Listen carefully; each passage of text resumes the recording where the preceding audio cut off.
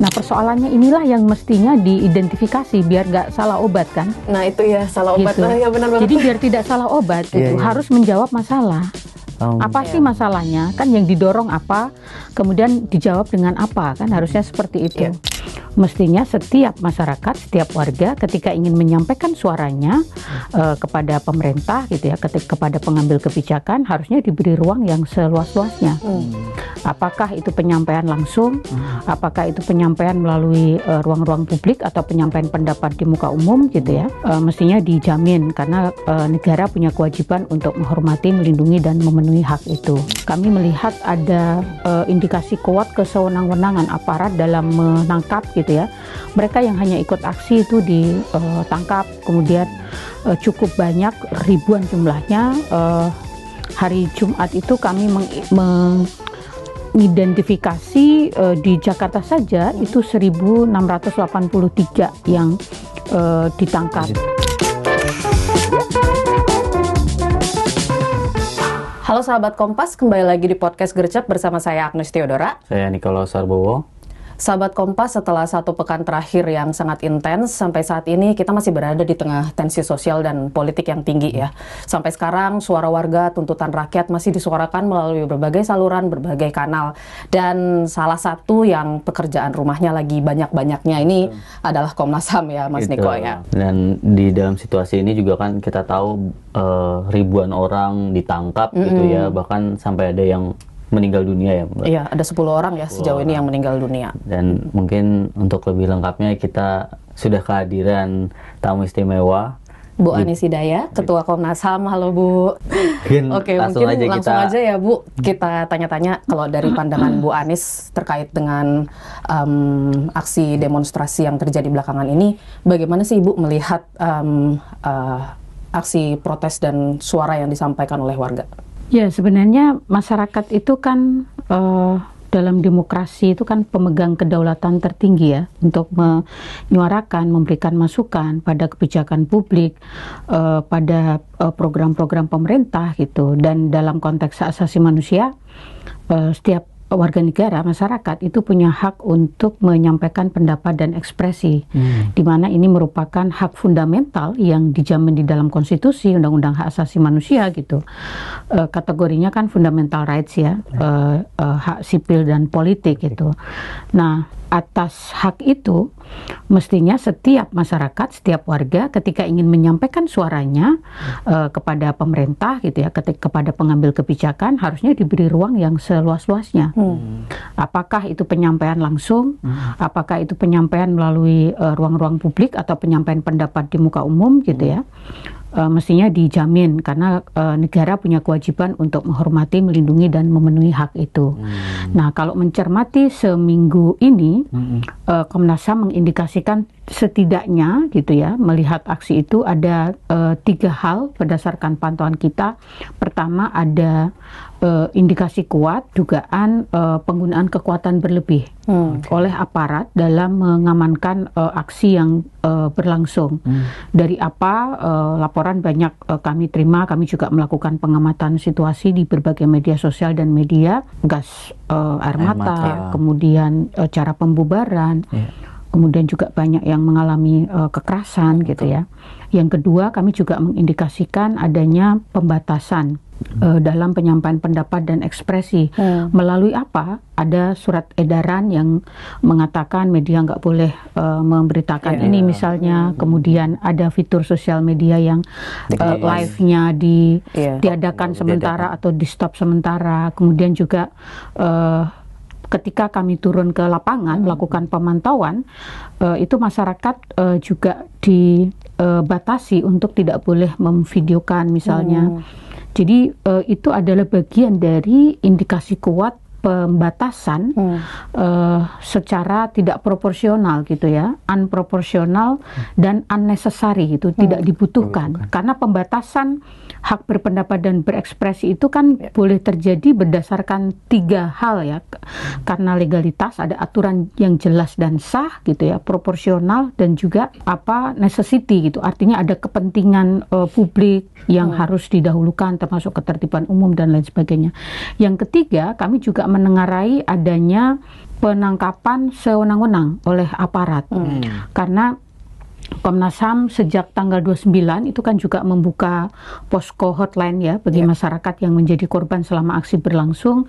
Kami melihat ada indikasi kuat kesewenang-wenangan aparat dalam menangkap gitu ya. Mereka yang hanya ikut aksi itu ditangkap, kemudian cukup banyak, ribuan jumlahnya.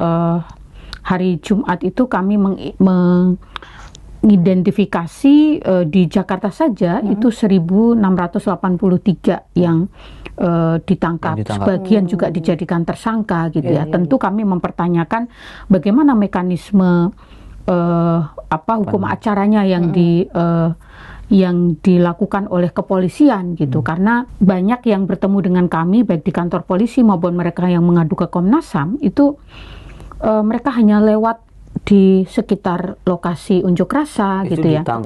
Itu juga ditangkap, kemudian ditahan, bahkan sebagian juga yang sudah dijadikan tersangka itu kan juga sudah kami mintai keterangan di berbagai kantor kepolisian gitu ya. Jadi informasi yang sementara kami kumpulkan itu mengindikasikan ini sewenang-wenang gitu. Menarik ya, karena ketika berbicara soal tadi banyak orang yang ditahan itu, kalau Komnas HAM melihat seperti apa? Sebenarnya orang yang menyampaikan pendapat di muka umum itu kan sekali lagi bagian dari penggunaan hak asasi untuk berpendapat. Nah, kalau membaca aksi sepekan itu kan ada tuntutannya ya. Mereka mendorong agar ada perbaikan DPR baik dalam hal kinerja ya, terutama mendorong RUU perampasan aset, kemudian juga mendorong terkait dengan tunjangan dan lain-lain gitu ya. Tuntutan lain misalnya soal pajak gitu ya. Reformasi fiskal gitu. Jadi kalau mengamati perkembangan itu sesungguhnya ada akar masalah yang harusnya itu diidentifikasi gitu. Kenapa sih masyarakat melakukan aksi unjuk rasa, apa tuntutannya kan begitu, sehingga kemudian dijawab dengan apakah kebijakan, apakah perubahan kebijakan gitu ya, atau seperti apa gitu. Nah, masyarakat yang menyampaikan aspirasi itu ada tuntutan yang ingin disampaikan kepada pemerintah dan DPR gitu ya, terkait dengan kebijakan ekonomi, sosial, politik gitu. Dan kalau misalnya kita lihat tadi kebijakan ekonomi, keresahan sosial dan lain sebagainya itu kan akumulasi ya Bu ya, sepertinya dari begitu banyak kejadian-kejadian yang sebelumnya gitu. Nah, ini menarik juga Bu, karena kalau kita bicara HAM gitu kan ada juga hak asasi yang terkait dengan ekososial juga gitu ya Bu. Nah, hal-hal seperti itu apakah termasuk ya Bu ya dalam pelanggaran mungkin terhadap hak ekonomi, sosial, keamanan ekonomi, keamanan sosial masyarakat? Karena kan yang dipermasalahkan kan memang itu ya, ketimpangan ekonomi, keadilan sosial. Ketika masyarakat ekonominya sulit, tunjangan DPR setinggi langit seperti itu. Nah, kalau Ibu melihatnya dari konteks membingkai isu ekonomi sosial ini dalam konteks hak asasi bagaimana gitu? Kalau kita kembali pada Undang-Undang Hak Asasi Manusia, itu kan setiap orang punya hak atas kesejahteraan. Artinya hak atas kesejahteraan itu elemennya ya mesti mendapatkan hak atas pekerjaan gitu ya. Kemudian pekerjaan tidak sekedar pekerjaan tetapi juga pekerjaan yang layak gitu ya. Pendidikan yang memadai sehingga orang bisa meningkatkan kesejahteraan kehidupannya gitu. Nah, Komnas HAM pada bulan Mei itu kan baru merilis satu laporan tentang situasi PHK yang terjadi secara masif di berbagai wilayah di Indonesia. Dan ini menjadi background besar betapa sesungguhnya ini ada satu masalah gitu ya, salah satu persoalan yang tidak hanya melahirkan ketimpangan baru tetapi juga soal bagaimana masyarakat kehilangan hak atas pekerjaan. Karena begitu orang itu sudah di PHK, mencari pekerjaan baru lagi tidak mudah. Sulit, sementara masyarakat yang sudah bekerja, belum tentu juga mereka itu pekerja tetap dengan gaji yang sudah layak gitu ya, sebagaimana ada di dalam standar hak asasi manusia gitu. Tetapi banyak yang masih bekerjanya itu bekerja harian gitu ya. Banyak yang masih PKWT dan lain-lain, belum lagi pekerja yang belum diakui gitu. Jadi memang ada problem sosial ekonomi yang mendasari itu juga ya Bu. Betul. Bu, tapi kalau melihat apa ya secara trennya gitu ya, itu kan tadi aksi demonstrasi, apakah Ibu juga melihat ini karena apa ya menurunnya kepercayaan publik pada lembaga-lembaga yang seharusnya bisa menjadi penyalur aspirasi itu Ibu juga melihat ke arah situ nggak, Bu? Sebenarnya DPR itu kan fungsinya salah satunya itu ya, menjembatani aspirasi masyarakat, karena kan wakil rakyat gitu. Nah, sejauh ini bagaimana kemudian mekanisme penyampaian aspirasi sampai ke DPR, itulah yang mestinya kita refleksikan, kita evaluasi bersama gitu ya. Apakah benar ada ruang partisipasi yang selama ini sudah terjadi dan itu secara berkualitas gitu ya. Tidak hanya tersedia ruangnya, tetapi juga benar-benar berkualitas. Didengar, benar-benar didengar, kemudian diakomodir gitu ya, baik dalam penyusunan perundang-undangan, dalam penganggaran, pengawasan, kan fungsi DPR kan tiga itu gitu. Misalnya dalam beberapa waktu terakhir ya, beberapa RUU yang juga sedang dibahas gitu ya di DPR, itu sejauh mana memberikan ruang partisipasi bagi masyarakat ya, RKUHP yang banyak didiskusikan, kemudian beberapa undang-undang yang itu sifatnya cepat, tetapi di sisi yang lain ada undang-undang yang itu sudah sangat lama di DPR, misalnya RUU Masyarakat Adat, RUU PPRT itu sudah 21 tahun gitu, sehingga ini juga memicu apa sih sesungguhnya standar pembahasan satu undang-undang yang dianggap prioritas, masukan masyarakat juga sudah banyak gitu ya. Lewat mana kami ini ingin menyampaikan agar misalnya RKUHP yang sebanyak itu DIM-nya gitu ya, sebanyak itu pasalnya dibahas dalam waktu yang sangat cepat, padahal ini akan menentukan masa depan criminal justice system kita gitu ya, pasca kita punya KUHP baru yang akan berlaku Januari 2026. Sementara kalau kita melihat fakta laporan yang banyak masuk ke Komnas HAM itu kan yang paling banyak dilaporkan kepolisian karena kasus-kasus tidak profesionalnya polisi dalam melakukan penyidikan dan penyelidikan. Itu sih. Dan mungkin efek dominonya menarik karena kalau ketika tertutup jadi parlemen jalanan, lalu nanti jadi kalau penindakannya tidak tepat malah jadi aksi demonstrasi yang tadi bereskalasi itu ya Bu. Sebenarnya kalau itu tersalurkan dengan baik, maksudnya tidak akan terjadi hal seperti itu gitu ya Bu. Iya, bisa jadi salah satu masalahnya jangan-jangan ruang aspirasi publik itu ada tetapi belum efektif bisa digunakan, atau jangan-jangan ada persoalan lain, misalnya persoalan yang sifatnya akumulatif tetapi juga belum tersampaikan gitu. Jadi dan susah ada trust issue juga ya kalau misalnya dikasih ruang, sini datang lu ngobrol sama kita gitu. Kalau bicara trust issue didengerin misalnya. Seingat saya Kompas baru saja merilis kan beberapa waktu yang lalu tingkat kepuasan masyarakat terhadap kinerja pemerintah misalnya gitu. Berat memang. Kan cukup tinggi kan itu tingkat kepuasannya. Tapi puas tapi lama-lama nggak percaya juga begitu.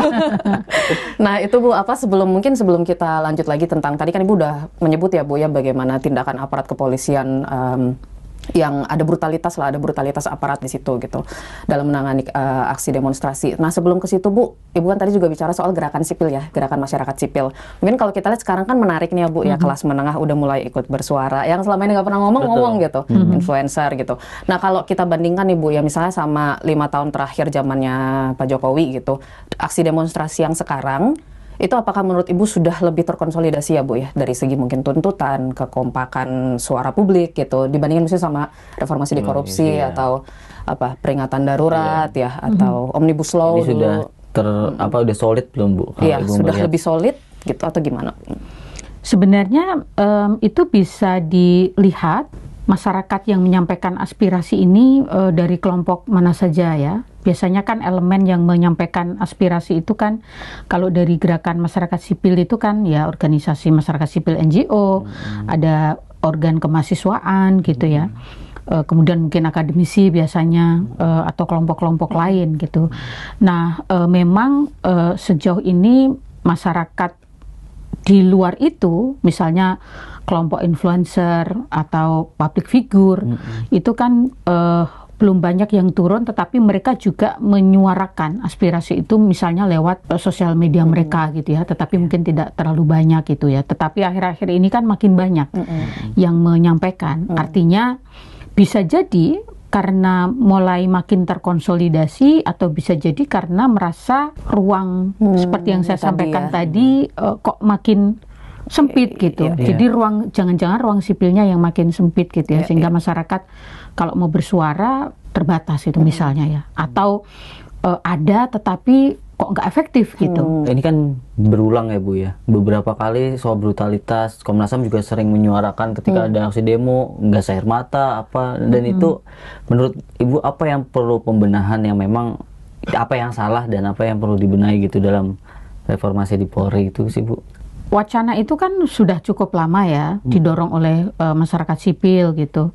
Komnas HAM sendiri tahun lalu kan juga punya kajian terkait dengan RUU Polri, yang salah satunya ingin mendorong penguatan institusi Polri dari sisi penguatan sumber daya manusianya gitu ya. Karena kan kita butuh kinerja-kinerja polisi ini makin profesional gitu ya, akuntabel, transparan, dan berpedoman pada HAM. Itu mesti dimulai dari mana gitu ya. Tentu sangat penting memang adanya satu evaluasi yang menyeluruh, baik itu dari internal maupun dari eksternal gitu ya. Willingness ini dibutuhkan gitu untuk melihat di mana sesungguhnya gapnya gitu ya, sehingga nantinya ketika RUU Polri akan dibahas gitu ya, aspek-aspek mana yang mesti masuk ke dalam penguatan institusi ini dipastikan itu terakomodir gitu. Yang kedua tentu terkait dengan tusi sebagai penegak hukum ya, karena kewenangannya kan diatur di dalam KUHP, hukum acaranya sedang dibahas sekarang gitu. Jadi harus selaras gitu ya, KUHP-nya sudah ada progres, jangan sampai RKUHP-nya juga mundur gitu. Jadi ini juga hal yang sangat penting gitu. Lalu yang ketiga tentu saja banyak yang mengatakan bagaimana terkait dengan kalau kita bicara SDM yang dibutuhkan itu adalah untuk menjawab kebutuhan masyarakat sesuai dengan tugas fungsi polisi yang besar gitu ya, tidak hanya melindungi, melayani, menegakkan hukum, itu kan besar sekali gitu. Apakah sudah waktunya misalnya ya jangan lagi lulusan SMA gitu ya, mesti ditingkatkan gitu, sehingga ini bisa meningkatkan sumber daya manusia di tingkat kepolisian gitu. Lalu yang terakhir tentu saya kira sangat penting, institusi penegak hukum itu harus punya perspektif yang clear soal hak asasi manusia, karena penegakan hukum itu harus selalu selaras atau comply dengan HAM. Tanpa itu maka penegakan hukum yang tidak mengedepankan prinsip-prinsip HAM itu bisa berpotensi melahirkan pelanggaran HAM. Misalnya penyiksaan terjadi dalam proses penyidikan, penyelidikan, dalam meminta keterangan. Kita sering dengar banget ya Bu. Dan kita masih sering dengar, itu terus berulang gitu ya. Kemudian juga bagaimana putusan-putusan pengadilan dan lain sebagainya itu mesti selaras dengan HAM gitu. Harus komprehensif berarti ya Bu ya, kalau melakukan tadi reformasi di Polri. Benar-benar harus komprehensif. Nah Bu, masih membicarakan mengenai yang aksi unjuk rasa kemarin ya, penanganan aksi unjuk rasa kemarin, kan Komnas HAM menerima banyak. Berapa sih Bu laporan yang udah masuk ke posko? 1683. Ya, itu per hari Jumat kemarin ya. Itu yang ditangkap, ditahan, kalau bahasa polisi kan diamankan 1 kali 24 jam gitu. Tapi itu kan dasar hukumnya kan juga masih debatable gitu. Kalau aduan sampai hari ini sejak 29 kami merilis posko itu tidak terlalu banyak gitu, ada 20 aduan, tetapi dari 20 aduan itu misalnya yang hari ini masuk itu mengadukan 23, satu aduan itu mengadukan 23 keluarga yang hilang. 23? Iya, sampai hari ini belum ada kabarnya sejak 3 hari yang lalu gitu. Dan para keluarga ini sudah mencoba mencari ke beberapa kantor polisi tetapi belum ada informasi. Sehingga hari ini tentu kami menindaklanjuti dengan mengkomunikasikan itu ke kepolisian. Dan itu di berbagai daerah ya Bu berarti? Di berbagai daerah. Berarti sekarang Komnas HAM gerak di berbagai daerah untuk ngecek masing-masing aduan itu ke kepolisian. Kepolisian itu Ya, sampai sekarang Progresnya gimana, Bu? sejak tanggal 29 memang Komnas HAM turun ke berbagai wilayah untuk melakukan pemantauan, salah satunya ke Jogja, ke Solo Salatiga, kemudian juga ke Makassar. Kami juga sedang merencanakan ke wilayah lain dan Jabodetabek semuanya kami pantau. Wah, Itu yang ditanyakan penasaran ya sama kerjanya Komnas HAM gitu di baliknya, behind the scene-nya. Itu apa aja sih Bu biasanya kalau misalnya ketika mendatangi polisian dan kita tahu mesti Komnas HAM tahu ini mesti ada sesuatu, misalnya ada yang ditahan, indikasi kekerasan yang dilakukan gitu-gitu. Jadi pertama karena kami selain melakukan pemantauan lapangan, kan kami juga melakukan monitoring media dan sosial media, sehingga Komnas HAM sudah punya data awal ya terkait dengan di wilayah mana terjadi apa, sehingga berbasis itulah kemudian kami menindaklanjuti untuk datang ke kantor-kantor polisi gitu ya, baik Polda maupun Polsek, untuk mengecek berapa orang yang ditangkap, yang ditahan, lalu usianya berapa, lalu statusnya apa, landasannya jelas atau tidak gitu kami dokumentasikan. Tapi kami juga bertemu langsung dengan mereka yang ditahan, yang ditangkap, melihat keadaannya, karena banyak yang kami temui itu juga masih mengalami luka-luka yang cukup serius gitu. Lalu selain ke kantor polisi, kami juga mendatangi dinas kesehatan dan juga rumah sakit untuk mendata berapa jumlah di wilayah itu yang dilarikan ke rumah sakit, baik itu rawat jalan maupun rawat inap, yang mengalami luka-luka karena menjadi korban aksi. Dan yang ketiga tentu kami mengkonfirmasi terkait dengan data-data yang meninggal. Kan sejauh ini ada 10 orang yang kami sampaikan, kami laporkan meninggal dunia. Dan ada satu yang sebenarnya masih belum firm gitu ya, terutama yang di Solo itu informasinya masih berbeda yang kami terima. Ada satu institusi yang mengatakan ini meninggal karena sakit, tetapi di sisi lain ada yang meninggal karena gas air mata, sehingga masih perlu dikonfirmasi ulang. Nah, kalau melihat yang tadi Bu, ada kejanggalan-kejanggalan atau yang sakit, atau mungkin bahkan kita tahu yang terakhir itu yang Afan itu ya Bu, kan terus banyak publik mengatakan ini harusnya pelanggaran HAM berat ini. Nah, kalau dari Komnas HAM bagaimana sih Bu melihat suatu kasus itu, oh ini pelanggaran HAM berat, oh ini pelanggaran pidana gitu misalnya biasa, atau seperti apa sih Bu? Sebenarnya masih seringkali disinformasi ya tentang pelanggaran HAM atau pelanggaran HAM berat. Nah, ini rezim undang-undangnya berbeda gitu ya. Pelanggaran HAM itu diatur di dalam Undang-Undang Hak Asasi Manusia, Undang-Undang 39 tahun 99, sementara pelanggaran HAM berat itu diatur di dalam Undang-Undang tentang Pengadilan HAM, Undang-Undang 26 tahun 2000. Nah, pelanggaran HAM itu kan ketika individu atau kelompok masyarakat itu dihalangi, dikurangi, dibatasi untuk tidak bisa mendapatkan hak asasinya gitu ya, atau itu kemudian berdampak kepada tidak berlangsungnya penegakan hukum yang berkeadilan gitu. Nah, sementara pelanggaran HAM berat itu kan satu tindakan yang berupa serangan, bisa pembunuhan, bisa penghilangan paksa, bisa perkosaan, perbudakan dan lain-lain terhadap penduduk sipil yang itu dilakukan secara sistematis dan meluas gitu. Nah, pelanggaran HAM berat itu harus diselidiki pro justisia gitu ya oleh Komnas HAM, dan itu tidak bisa tiba-tiba dilakukan oleh Komnas HAM, tetapi Komnas HAM harus melakukan kajian terlebih dahulu berbasis pada kewenangan kami yang ada di dalam Undang-Undang 39 tahun 99 tentang HAM.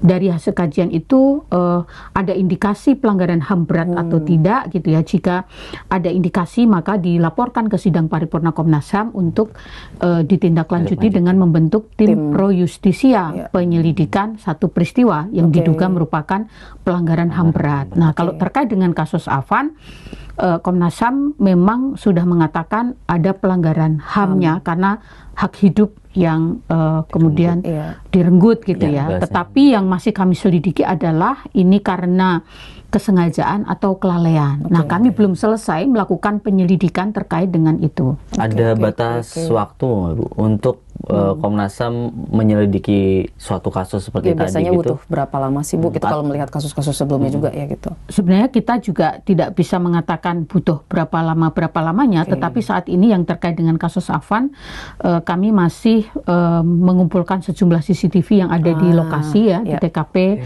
Kemarin kami uji coba rantis gitu ya, dan hari ini juga kami bertemu dengan dokter yang ada di rumah sakit yang sempat menangani gitu ya, dan biasanya kami juga memanggil para ahli untuk memastikan satu peristiwa gitu, ahli-ahli yang relevan gitu. Jadi mudah-mudahan sih kami begitu selesai tentu kan akan kami sampaikan kepada publik. Sedang berproses ya Bu, berarti sekarang semuanya penyelidikannya ya. Dan kebanyakan mungkin penasaran juga ini di situasi kayak gini Komnas HAM diintervensi nggak Bu oleh pihak-pihak tertentu untuk jangan terlalu, pasti orang bertanya-tanya sih. Nih jangan-jangan Komnas HAM takutnya jangan membuat ini bukan pelanggaran HAM berat, jangan terlalu dikulik gitu. Atau sejauh ini aman-aman aja bisa lebih independen untuk tidak ada sih. Tidak ada aman ya Bu ya. Ibu aman-aman berarti. Oke Bu, sama yang menarik juga ya, ini kan akhirnya jadi memicu perhatian yang luas juga ya Bu ya dari komunitas internasional gitu. Nah itu bagaimana Bu kalau dari Komnas HAM melihat seruan dari komunitas internasional, bahkan PBB pun ikut bicara? Saya kira karena Indonesia adalah anggota Dewan HAM PBB gitu ya, dan mencermati situasi di Indonesia saat ini ya, kita menghormati PBB yang menyampaikan pandangan terkait dengan situasi Indonesia saat ini, agar disediakan ruang dialog, kemudian aparat tidak menggunakan kekerasan, ada investigasi gitu ya terkait dengan kematian gitu. Nah Komnas HAM sendiri kan seperti yang saya sampaikan tadi juga sedang melakukan penyelidikan ya sejak beberapa waktu yang lalu terkait dengan kematian yang diduga menjadi korban aksi demonstrasi selama sepekan gitu. Jadi di berbagai wilayah itu kami selidiki dia meninggal dunia karena apa gitu ya, apalagi jika ada dugaan karena kekerasan atau penyiksaan oleh aparat gitu. Itu PBB ada reach out juga kah mungkin Bu ke Komnas HAM untuk nggak tahu, mungkin membantu atau bagaimana gitu? Untuk komunikasi. Ya kami melakukan komunikasi, diskusi gitu. Ada ya. Karena dari luar biasanya memang mengamati ya Bu situasi di negara-negara yang mungkin anggota tadi ya Bu, atau sebenarnya seperti apa sih Bu kalau PBB itu melihat dan langsung bersuara gitu? Ya UN punya mekanismenya sendiri ya. Saya kira terkait dengan situasi di beberapa negara ya mereka menyampaikan pandangan gitu. Misalnya apa yang terjadi di Palestina kan mereka juga menyampaikan pandangan gitu. Jadi saya kira ya itu sesuai dengan kapasitasnya gitu. Rumor-rumor nih Bu, ini kan akhirnya memang jadi banyak dugaan juga ya Bu ya, karena kok eskalasinya sebesar ini gitu. Ada pandangan, ada isu juga bahwa ya ini bukan disebabkan oleh warga sipil atau pengunjuk rasa yang organik tadi itu gitu, tapi ya adalah aktor-aktor atau ada mungkin keterlibatan aparat juga di balik aksi-aksi yang kerusuhannya ya, penjarahan, pembakaran gitu. Kayak kan orang jadi bercandaan ya kalau kalau warga ngapain beli bensin banyak-banyak gitu, mending buat beli kopi gitu misalnya. Jadi kalau Ibu ngelihatnya gimana nih Bu soal tadi ya indikasi ada keterlibatan aparat juga gitu di belakangnya? Gitu. Ya kalau kami tentu mendorong aparat penegak hukum untuk bekerja gitu ya, bagaimana melakukan penyelidikan sesuai dengan kewenangannya, misalnya terkait dengan persekusi, penjarahan beberapa rumah pejabat publik gitu ya, ya itu harus dilakukan upaya penegakan hukum karena itu kan sudah masuk kategori tindak pidana ya gitu. Tentu kami mendukung aparat penegak hukum untuk bekerja secara optimal untuk mengungkap jika memang ada pihak-pihak yang diindikasikan terlibat sebagai aktor intelektual atau seperti apa, yaitu ranahnya penegakan hukum gitu. Kalau kami kan lebih banyak memastikan apakah ada pelanggaran HAM gitu ya, lalu menyusun nanti rekomendasi kepada pemerintah, kepada aparat penegak hukum gitu. Dan sejauh ini dalam investigasi penyelidikan lah istilahnya sudah menemukan apakah memang yang indikasi yang misalnya yang merusak gitu juga dilakukan nggak Bu sama Komnas HAM, dan ini indikasinya ke aparat atau memang warga sipil? Belum sampai sana. Belum sampai ke sana. Oke. Mungkin kita bertanya sekarang, udah harapan aja Bu Komnas HAM terhadap situasi sekarang gitu Bu, bagaimana melihat agar ini eskalasi tidak terus meningkat gitu ya. Ini kan sekarang sudah mulai agak lebih kondusif ya Bu. Betul. Nah, bagaimana Bu? Tentu harapannya yang pertama kami mengajak gitu ya aparat kita, aparat keamanan, aparat penegak hukum untuk bekerja profesional, efektif, terukur gitu ya, berpedoman pada prinsip HAM dan tidak menggunakan cara-cara kekerasan gitu ya, seperti kemarin ada indikasi gas air mata masuk kampus segala macam, tentu itu tidak boleh terjadi. Yang kedua, kami juga mengajak agar pengamanan aksi demonstrasi itu juga sesuai dengan prinsip-prinsip HAM yang selama ini harusnya dipedomani. Yang ketiga, mengajak masyarakat yang menggunakan haknya dalam menyampaikan pendapat ekspresi itu digunakan dengan cara-cara damai, tidak mudah terprovokasi, dan tidak mudah percaya gitu ya pada informasi-informasi yang beredar di sosial media, karena banyak sekali juga disinformasi yang berkembang. Yang ketiga, tentu kita mendorong pemerintah untuk menjamin kebebasan berpendapat berekspresi ini berlangsung secara damai dan juga termasuk kebebasan pers, karena beberapa situasi memperlihatkan teman-teman jurnalis juga ada beberapa yang mengalami ya pembatasan, kekerasan gitu, sehingga ekosistem kebebasan pers juga harus dipastikan berjalan dengan baik untuk memberikan informasi secara kredibel bagi masyarakat gitu, karena beberapa informasi yang ada di ponsel kita ini kan tidak sepenuhnya valid 100% gitu, sehingga saya kira kerja-kerja jurnalistik ini sangat membantu bagaimana menyediakan informasi yang kredibel bagi masyarakat gitu. Dan satu hal nih Bu, kan ini agak masuk dikit, itu tadi dalam merespon PAM Swakarsa itu loh Bu. Nah itu menurut Ibu respon untuk membentuk PAM Swakarsa itu sebagai hal yang blunder atau dalam konteks kebebasan berpendapat yang seharusnya Ibu sampaikan tadi lebih terbuka gitu? Seperti yang saya sampaikan di awal, kenapa masyarakat itu bergerak untuk menyampaikan aspirasi dengan menyampaikan pendapat di muka umum, itu kan pasti ada persoalannya. Nah, persoalannya inilah yang mestinya diidentifikasi biar nggak salah obat kan. Nah, itu ya salah obat. Gitu. Ya benar banget. Jadi biar tidak salah obat gitu, harus menjawab masalah. Apa sih masalahnya? Kan yang didorong apa, kemudian dijawab dengan apa, kan harusnya seperti itu. Jadi jangan sampai salah obat gitu. Karena kalau salah obat ya makin kacau, ya makin eskalatif gitu, dan kepercayaan publik juga makin rusak. Sangat penting bagaimana dalam respon itu harus mempertimbangkan empati kepada masyarakat, terutama ini sudah ada korban yang meninggal dunia, ada masih banyak sekali yang ditangkap, keberadaannya keluarganya belum tahu. Ada yang luka-luka, masih dirawat di berbagai rumah sakit di seluruh Indonesia. Ada juga yang terdampak ya, fasilitas publik yang rusak, UMKM dan lain-lain gitu. Jadi ini membutuhkan kedewasaan gitu ya, pemerintah dalam merespon. Nah, tadi salah obat itu sih. Kita aja kalau salah obat nggak makin sakit lah ya. Makin sakit. Dan jangan sampai ya kita jaga negara ini biar tidak semakin jatuh dari situasi yang tadi ya Bu ya. Tidak semakin jatuh. Udah ekonomi makin jatuh. Iya.